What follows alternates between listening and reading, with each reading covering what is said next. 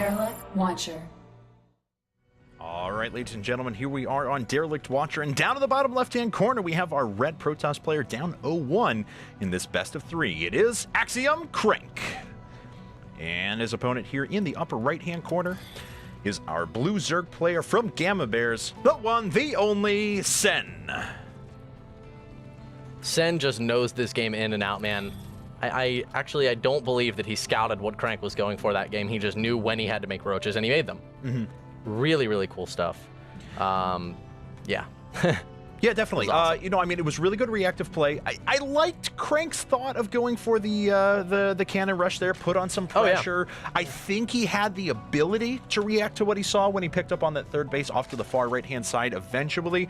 But Sen made some great decisions in terms of cutting corners, ensuring that he had his roaches available. You told us he doesn't lose to gateway pushes. He doesn't take damage from gateway pushes. Even when it's a Stargate gateway push, it still doesn't work, apparently. You know, he'll take damage, but he'll kill so much that it doesn't matter. Most of the times, it's with, like, 5 queens. That tends to be the thing that he enjoys. He's like, hey, I'm going to go gasless until, like, 6 minutes, and at 7 minutes, I'll take a macro hatch, and actually, it's sometimes even 7 minutes, man. That's when his gases go down, but right now, he's actually going to block this Nexus, which is so cool. Wow.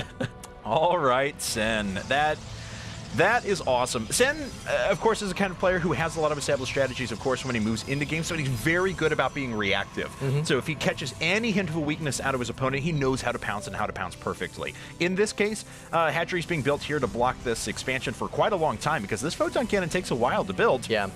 All the while, a pylon block over at Sen's natural. You know, I think that with the Forge, the cannon is fast enough that the hatchery will not be able to complete. We've seen this in the past where you can let the hatchery finish. You drop a couple of creep tumors towards the back. You make a queen, drop some creep tumors. But with this, not a chance. The probes augmented way too much damage here. And the hatchery could finish, but a queen would never, so. And Sen does eventually have an expansion going down here in the bottom right-hand corner. I would expect this probe to check for it here in just a bit. And yeah, the hatchery is actually going to fall. It's really well done on a Crank. Probes along with this, which is actually going to sacrifice some economy, but it ensures the hatchery doesn't complete. Yeah, because even if the hatch does complete, you know, we were talking about a queen getting out, but there will be a lot of creep left over if that hatch completes. Exactly. It takes a while for that to go away, so. So a very calculated decision there from Crank, and we'll see if it pays off for him. This pylon still has not been touched, but of course he's just Sen is just waiting for a couple of Zerglings to pop out before he deals with that. And there they are. Sen did manage to get an expansion down over at his third base. Surprised that he's not actually using this drone to continue aiding in the destruction of the pylon. Just takes that much longer. You know, Sen, I feel like he's just an incredibly smart player, Kevin. Like, not only intelligent, but understands, you know, RTS and the timings of things, but doesn't always have the most phenomenal control. This is why... I agree, yeah. Actually, we were talking about the late game. I didn't really get that deep into it, but basically what Sen likes to do in the late stages of ZVP is get a massive Broodlord, Ultralisk, Infestor, Corruptor army. Yes, all the most expensive units that exist for Zerg besides Vipers. And after he gets this composition, he throws it away. He's like, hey, I don't really know how to control this perfectly, so here, kill it. Because behind it, I'm going to make 55 Mutalisks. I would encourage all of you to check out Game 1. It was on Whirlwind from his games versus San in the TESL. Mm-hmm. They're a little hard to find, but you absolutely should check them out. It was the coolest ZVP I've seen since probably Alicia versus Moonglade in the Constellation Finals. Yeah. That was a lot. That was a really cool ZVP as well. It was a little sad for me to see that giant army get thrown away in that game, like you said, but then he turns around, like you said, 55 mutas. And it turns into a game, though. It's not like he just wins. No, of course. Because Protoss still does have options at that stage of the game, but they're forced to react very quickly. And usually, 55 mutas can get in and destroy, well, pretty much anything they want to before you can actually have the appropriate reaction.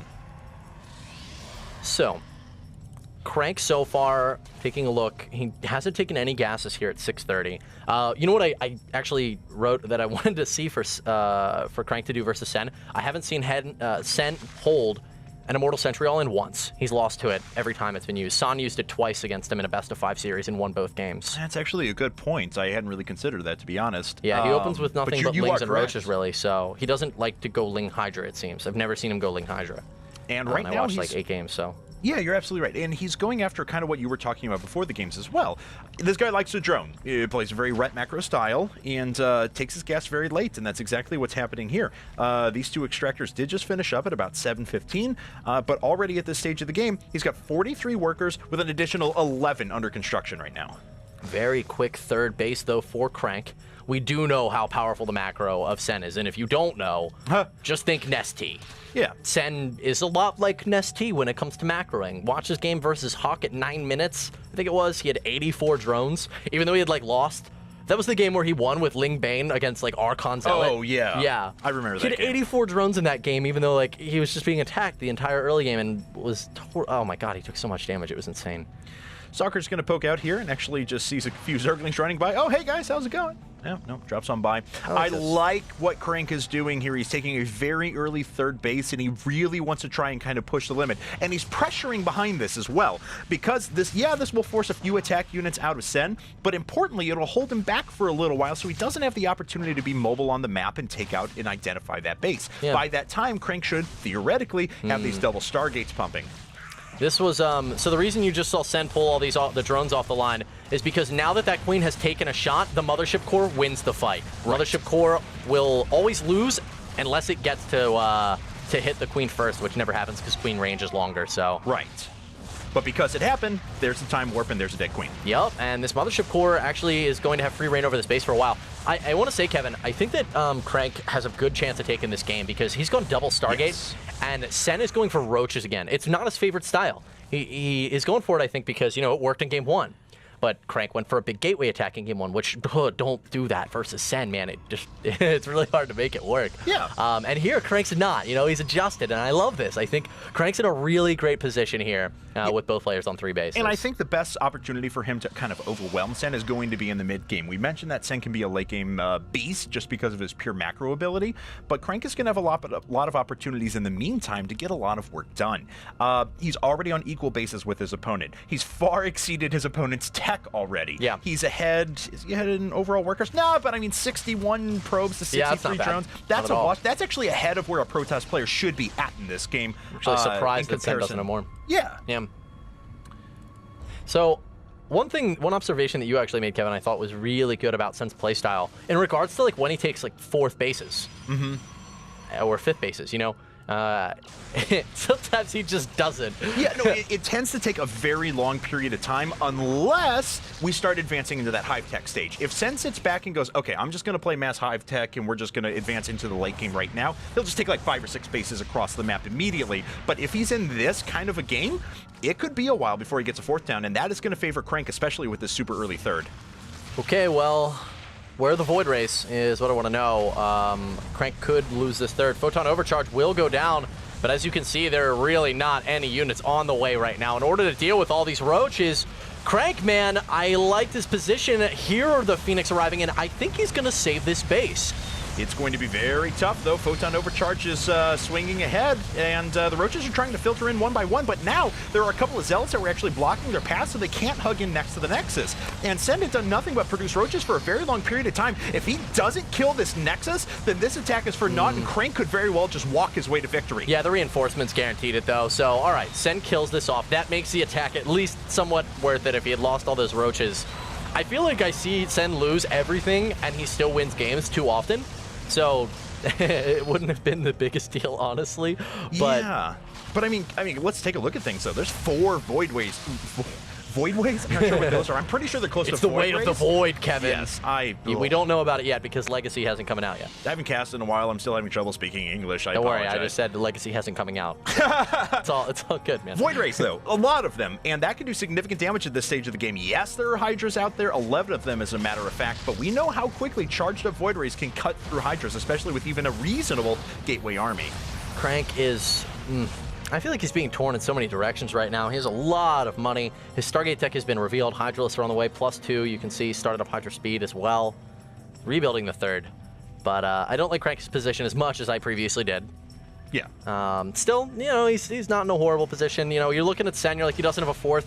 Sen doesn't care about 4ths. That's what I would respond to you with.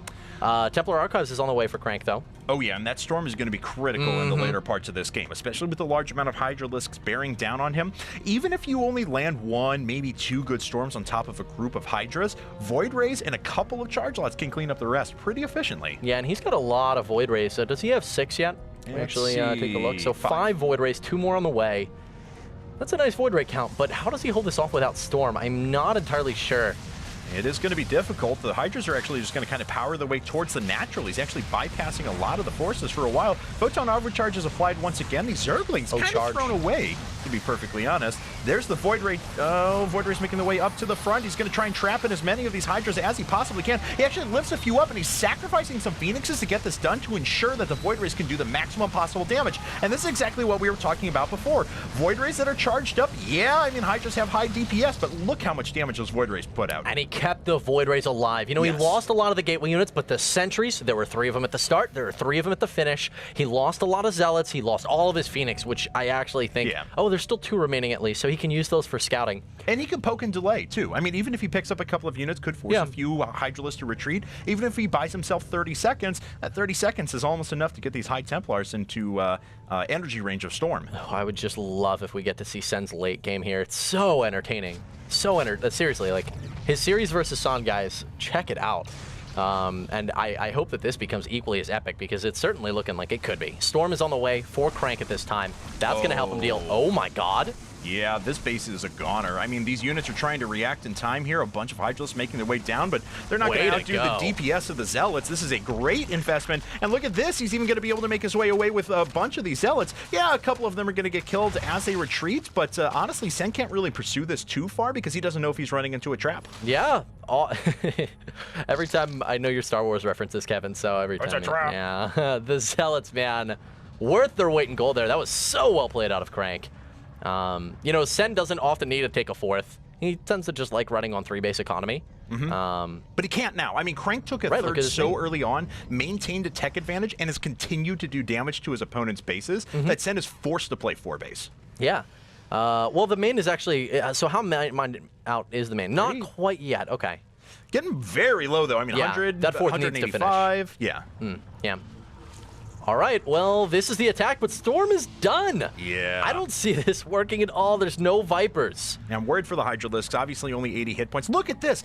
Crank actually keeps his Zealots alive. He had tucked them into this corner while the Hydralisk walked right on by, and he's going to re-deny the 4th. Oh, my God, Kevin. The same group of Zealots. That's the kind of stuff that honestly, you talk about the differences between excellent players and pro players, and those are the kinds of plays that win games for you. I think that Crank denying that 4th, that may have been a pivotal moment, but he has to hold off this attack. Sen is committing to this, and he ate 1 decent Storm and a couple others that whiffed. This one, Sen's doing an all-right job of splitting around, but then he runs his Hydralisk right back through the follow-up Storm afterwards. He has killed all of the ground army, though, and it's only the Void Rays. I don't see any sort of a Photon Overcharge ready to be put down, so this could be a little bit of trouble. Too many Hydralisks here for Crank. The Storms needed to be huge with no Colossi on the field at all to support them, and they were not big enough. Sen is doing a lot of damage right now to the 3rd base of Crank. All right, if Crank loses this base, he may very well be a goner, to be perfectly honest. He can't marshal any forces over to the side. It looks like, is he doing any sort of a counterattack? No, none at all. No pressure being applied, and Sen is just running rampant here. The 3rd base goes down once again for Crank, and what options does he have to survive? Kevin, if you open the Liquipedia of Sen, you will read that Artosis will commonly say that Sen always just has more stuff than his opponent. He does, though. How did this happen? Crank denied the 4th base over and over again. He had great defenses against the attacks that were coming in from Sen, and yet Sen finds a way. He's now triple the supply of his opponent. There's GG. My prediction's actually true. Sen 2-0